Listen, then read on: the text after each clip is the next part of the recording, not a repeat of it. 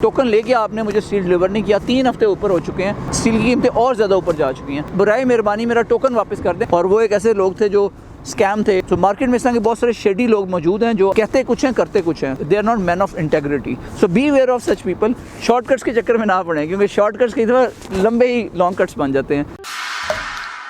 अस्सलाम वालेकुम, I am Syed Ali Hasnain Shah. आज आप जैसा देख सकते हैं कि हमारे पीछे इस वक्त हमारी जो 5वीं छत है उसकी कंक्रीट मिक्स की पोरिंग हो रही है आज, और इंशाल्लाह ये अनकरीब कंप्लीट होने वाली है। लेकिन इसके साथ साथ आज मैं आपसे बात करना चाहूँगा जो कंस्ट्रक्शन में हमें चैलेंजेस फेस होते हैं। और पाकिस्तान में जिस तरह का एनवायरनमेंट बना हुआ है, प्राइसेस ऑफ कंस्ट्रक्शन मटेरियल जो है ना वो बड़ी तेज़ी से ऊपर को जा रही हैं, और इसकी वजह से हमें ठीक ठाक हमें चैलेंजेस का सामना करना पड़ रहा है। मैं एक आपको कहानी सुनाता हूँ जो रिसेंटली मेरे साथ एक्सपीरियंस हुआ है, जिससे आई होप कि you will be able to learn something out of it. अगर आप कुछ कंस्ट्रक्शन में दिलचस्पी रखते हैं या कंस्ट्रक्शन करने वाले हैं। मेरे एक दोस्त हैं, उन्होंने मुझे मशवरा दिया। मैंने इस छत के लिए स्टील ख़रीदना था, तो मैं ये चाह रहा था कि चूँकि स्टील की प्राइस पिछले 2 हफ्ते में काफ़ी ज़्यादा तकरीबन 30-40,000 पर टन के हिसाब से अप्रिशिएट हुई है।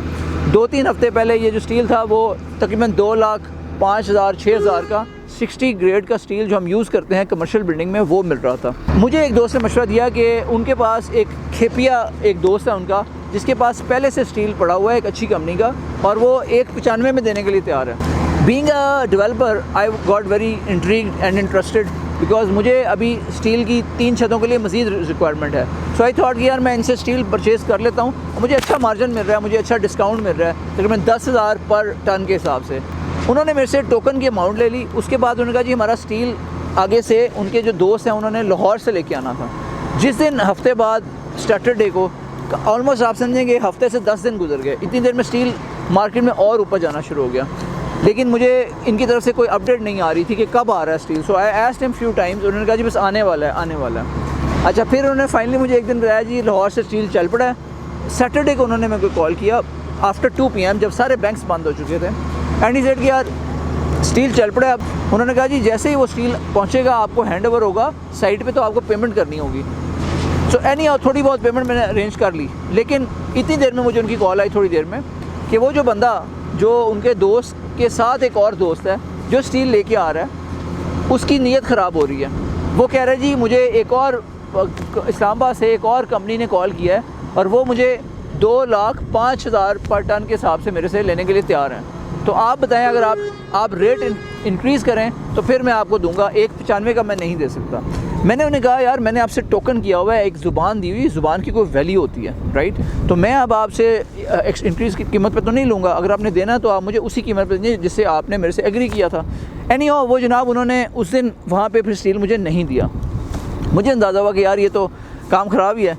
सो अल्लाह ताला ख़ुद ही आपको जो है ना सीधे रास्ते की तरफ ले जा रहा होता है, और जो गलत रास्ते पे अगर आप कुछ जाने की कोशिश करें भी ना तो वो रास्ते आपके लिए आगे जाके मुश्किलात बढ़ती जाती हैं और वो रास्ते बंद हो जाते हैं।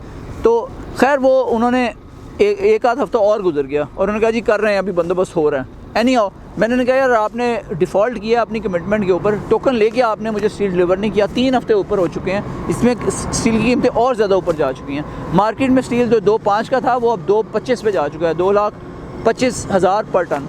तो अब आप बराए मेहरबानी मेरा टोकन वापस कर दें, ताकि मैं डायरेक्ट जैसे पहले कंपनी से normal through proper channel steel लेता था तो मैं वैसे ही स्टील ले सकूँ। एनी हाउ वो उसको भी कोई 3-4 दिन गुजर गए। मैंने फिर उनसे पेमेंट वापस ली और मैंने बाज़ार से जैसे मैं नॉर्मली जैसे स्टील ख़रीदता तो मैंने वैसे ख़रीदा। तो खैर वो जो मेरे दोस्त हैं उनका कसूर नहीं था, लेकिन उन्होंने जिस पे ट्रस्ट किया that person was a crook, और वो एक ऐसे लोग थे जो स्कैम थे और उन्होंने जो अपनी बात पे डिफ़ॉल्ट किया, और दे वर नॉट रियली। तो मार्केट में इस तरह के बहुत सारे शेडी लोग मौजूद हैं जो अपनी बात की वैल्यू नहीं करते और बात पर कायम नहीं रहते, कहते कुछ हैं करते कुछ हैं। तो मैंने लेसन लर्न जो इससे किया वो ये था, they are not man of integrity. Integrity ये होती है कि आप जो कहें वो करें और जो आप करें वो कहें। So this is where the problem rise कि यहाँ पे लोग बहुत सारी बातें कह जाते हैं लेकिन अपनी कमिटमेंट को पूरा नहीं करते। So beware of such people, try to use the standard route for buying material, और इन चीज़ों पे कंप्रोमाइज़ ना करें, इस तरफ ना चलें, शॉर्टकट्स के चक्कर में ना पड़ें, क्योंकि शॉर्टकट्स कई दफ़ा लंबे ही लॉन्ग कट्स बन जाते हैं। So beware of that is the message I wanted to convey to you. Thank you very much.